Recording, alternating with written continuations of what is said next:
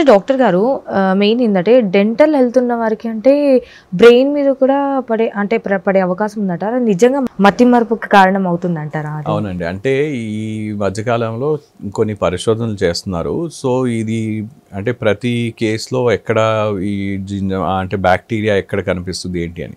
So Alzheimer's patients ఉన్న వాళ్ళ పేషెంట్స్‌లో మనం చూసినా అంటే మతిమరుపు అల్జైమర్స్ డిజీజ్ అని అంటాము. అలా ఎల్డర్లీ పేషెంట్స్‌లో బ్రెయిన్‌లో ఈ సేమ్ బ్యాక్టీరియా కనిపిస్తుంది.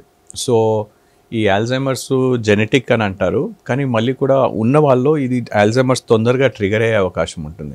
ఎవరికి ఇన్ఫెక్షన్, చిగుళ్ళ ఇన్ఫెక్షన్, పెరిడాంటల్ డిజీజ్ ఉందో, గమ్ డిజీజ్ ఉందో, పువర్ ఓరల్ హైజీన్ ఉందో, అలాంటి వాళ్ళలో ఈ అల్జైమర్స్ ట్రిగర్ అయ్యే అవకాశం ఉంటుంది.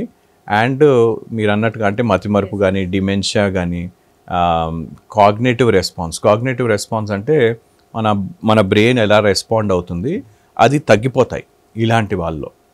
సో ఇవన్నీ కూడా మనము ఈ గమ్ డిజీజ్తో మనం రిలేట్ చేయగలుగుతాం. ఎందుకంటే సిమిలర్ బ్యాక్టీరియా అక్కడ ఉంది. రెండోది ఏంటంటే కొన్ని టెస్ట్ చేసిన వాళ్ళలో సిమిలర్ పేషెంట్స్ని, వాళ్ళ చిగుళ్ళు మంచిగా ఉన్న హెల్దీగా ఉన్న పేషెంట్స్ని అండ్ అదే చిగుళ్ళు హెల్దీగా లేని పేషెంట్స్ని ఇద్దరిని వాళ్ళు కంపేర్ చేసినట్టయితే ఎవరు చిగుళ్ళు హెల్దీగా లేని పేషెంట్స్లో ఇది వర్సన్ తొందరగా అంటే అల్జైమర్స్ కానీ ఈ డిమెన్షియా కానీ ఎక్కువగా వ్యాపించే తొందరగా డిజీజ్ ప్రోగ్రెస్ అయ్యే అవకాశం అనేది చూస్తున్నాం మనం రిజల్ట్స్లో.